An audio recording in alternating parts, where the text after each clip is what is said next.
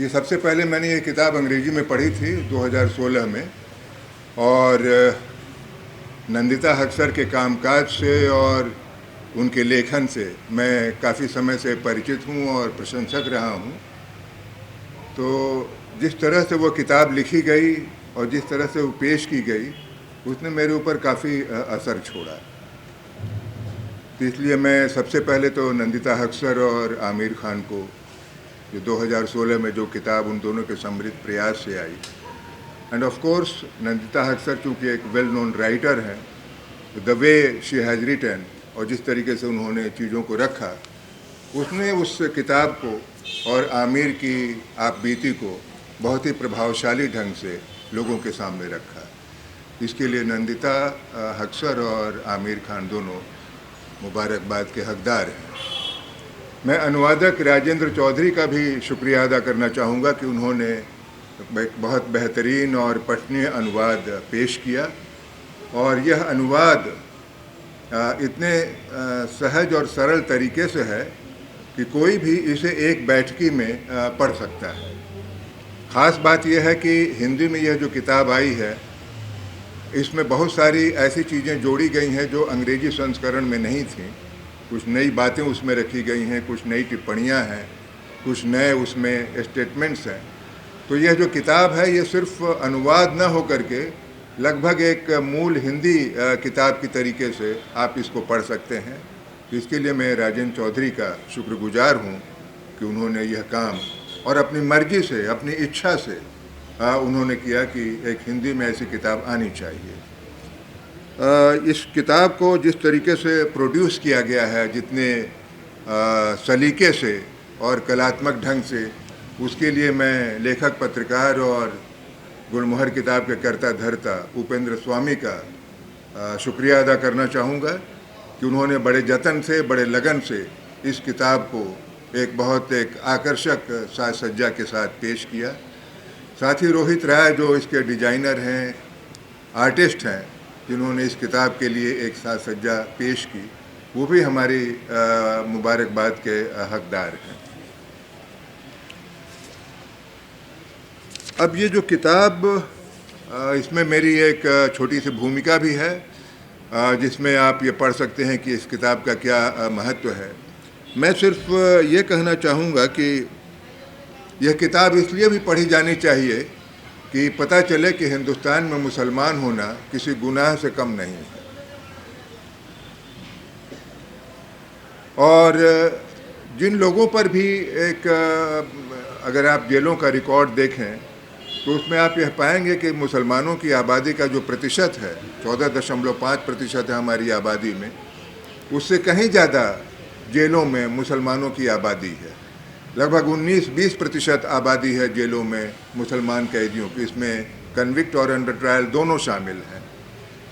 तो ये जो चीज़ें जो बताती हैं वो ये है कि एक मुसलमान होने के नाते ही आमिर खान को पकड़ा गया, सीधी सी बात है, और इसीलिए उनको इन तमाम जिल्लतों से, यातनाओं से गुजरना पड़ा।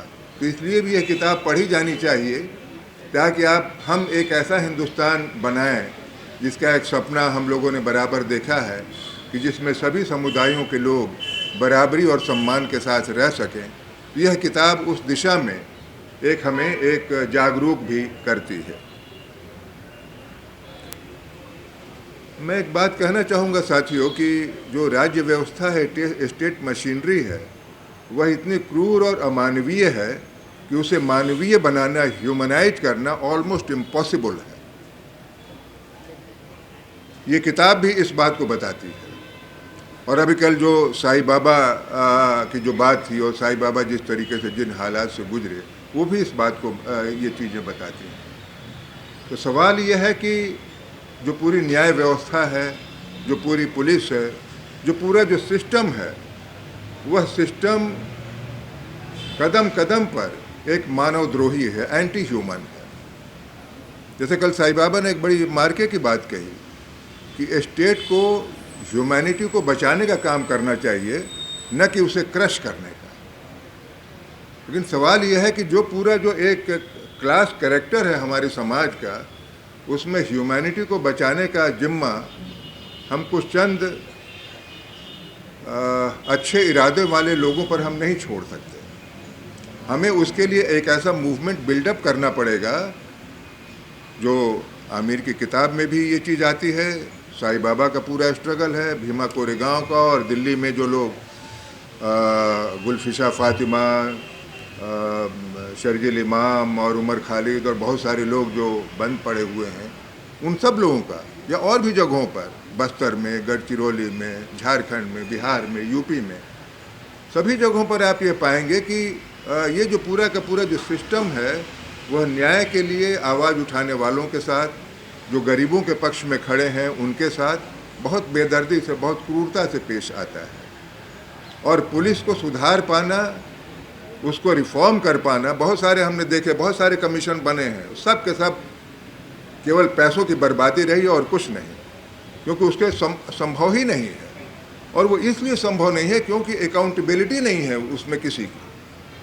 14 साल यह बंदा जेल में रहा और अदालत ने एक दिन कहा कि अब तुम आज़ाद हो जाओ, तुम्हारे ऊपर कोई आरोप नहीं सिद्ध होता है। सवाल यह है कि 14 साल जिन लोगों ने किया, उनकी क्या जवाबदेही है? उनको कौन कटघरे में खड़ा करेगा कि उन्होंने कैसे ये किया? जब तक यह चीज़ नहीं होगी, साईं बाबा और 5 अन्य साथियों को 10 साल के बाद अदालत ने कह दिया कि तुम दोष मुक्त हो, जाओ तुम बाहर।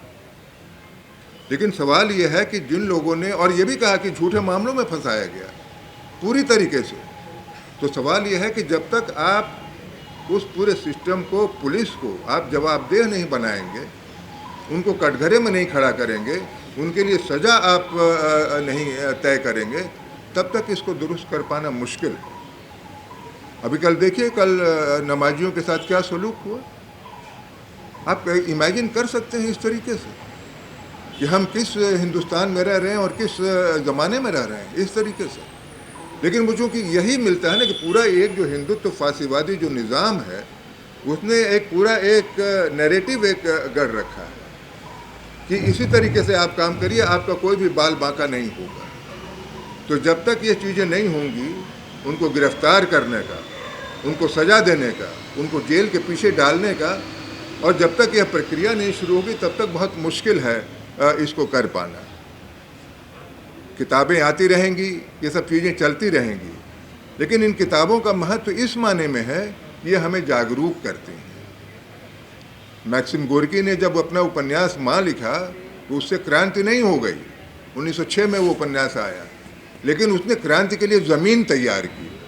ज़मीन तैयार करना भी बहुत बड़ी बात है। तो ये जो किताबें हैं, आमिर की, नंदिता हक्सर की जो किताब आई है, साईं बाबा की जो जीवन गाथा है, या भीमा कोरेगांव के लोगों की जो कहानी है, या दिल्ली में उमर खालिद, गुलफिशा फातिमा, शर्जिल इमाम और इस तरह के तमाम लोगों की जो कहानी है, वो एक ऐसे समाज को बनाने की ज़मीन तैयार करती है जो हमारे सपनों का भारत है। तो इस नाते इस किताब का महत्व है, और इस किताब को एक स्वागत करते हुए मैं ये चाहूँगा कि ये किताब ज़्यादा से ज़्यादा पढ़ी जाए, और इस किताब के आधार पर उस संघर्ष को आगे बढ़ाया जाए जो हम सब लोगों का सपना रहा है।